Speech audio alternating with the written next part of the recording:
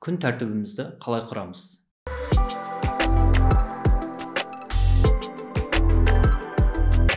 Адам күн тәртібін құру үшін міндетті түрде бір нәрсемен айналысу керек. Ал не үшін бір нәрсемен айналысамыз? Біздің әр адамның өзіне қойған арманы, мақсаты болады. Демек, белгілі бір мақсат қойғаннан кейін, ол мақсаттың міндетті түрде уақыты болу керек. Яғни дедлайны. Сол уақытқа сәйкес біз қанша уақытта жетеміз, қалай жетеміз, немен жетеміз, қандай құралдар қолданамыз деген секілді өзімізге сұрақтар қоямыз. Осы сұрақтардың негізінде біз стратегия, яғни тактика құрамыз. Осы мақсатқа жету жолында. Осы стратегия, тактика құрғаннан кейін ол нәрсені жоспарлап, нақты әрекеттерді тауып аламыз. Яғни жасау керек нақты әрекеттерді тауып, сол әрекеттермен айналысамыз. Ол әрекеттерді айналысатын кезде біз міндетті түрде айға, аптаға, күнге бөлеміз. Яғни күн тәртібі деген осы, яғни о бастағы қойған мақсатымыздың негізінде пайда болу керек. Ол әр адамда әртүрлі. Мысалы, мектеп оқушысын алайық. Мектеп оқушысы болашақта үздік маман болам деп, яғни мықты жоғары оқу орнына түсем деп өзіне мақсат қою мүмкін. Немесе ол бір спорт саласында жетістікке жетем деп мақсат қою мүмкін. Немесе мықты музыкант, композитор болам деп мақсат қою мүмкін. Немесе университеттегі студент алайық. Ол болашақта үлкен компанияда мықты маман болам. Немесе болашақта осындай үлкен проблеманы шешем деген секілді өзіне белгілі бір мақсат қою мүмкін. Немесе жұмыс жасап жүрген қызметкерді алатын болсақ, ол өзінің өсуін ойлайды.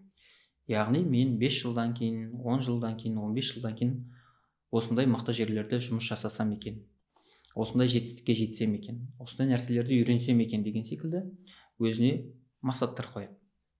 Осы мақсаттардың негізінде біздің күн тәртібіміз шығады. Яғни еш нәрсемен айналыспай, ешқандай мақсат қоймай, біз өзіміздің күн тәртібімізді қоя алмаймыз.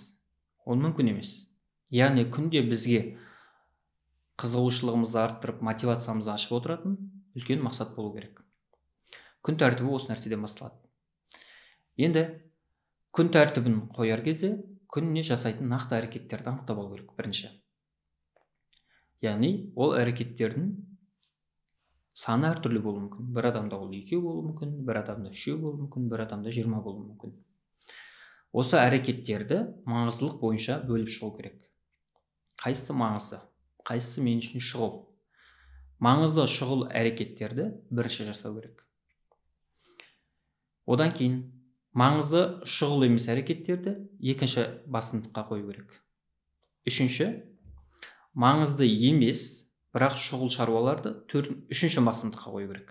Ал маңызды да емес, шұғыл да емес шаруаларды ол төртінші басымдыққа қою керек. Осылай 4 басымдыққа қойып, олардың қасына уақыттарын жазышу керек. Яғни әр әрекеттің жасалу уақыты.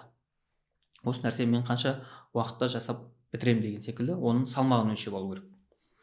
Осы салмағын өлшеп алғаннан кейін оларға уақыт қойып шығу керек. Яғни сағат 8-ден 9-ға дейін осы нәрсені жасаймын, 10-нан 11:30-ға дейін мына нәрсені жасаймын деген секілді осылай күн тәртібін қою керек. Бірақ адамда шектеулі ресурс бар. Яғни бізде физиологиямыз, психологиямыз шаршайды. Сондықтан орта есеппен күніне адам 7-10 тапсырманы ғана орындай алады. Яғни бұл жерде айтып отқан тапсырмамыз 30 минуттан асатын тапсырма. Яғни 5 минут, 10 минуттық тапсырмаларды айтып жатқан жоқпыз. 30 минуттан асатын нәрсені бір әрекет тапсырма деп алып жатырмыз. Күн біткеннен кейін, кешкісін, немесе жұмыстан кейін, немесе сабақтан кейін өзіңізге есеп беріңіз. Қайсылары орындалды, қайсылары орындалған жоқ. Жетістікке жетудің бірден бір жолы ол күнделікті қойған тапсырмаларыңызды, қойған әрекеттеріңізді күннің соңына дейін орындап аяқтау, ертеңге қалдырмау. Ол бірден пайда болмайды, ол ақырындап үйреніп әдетке айналады.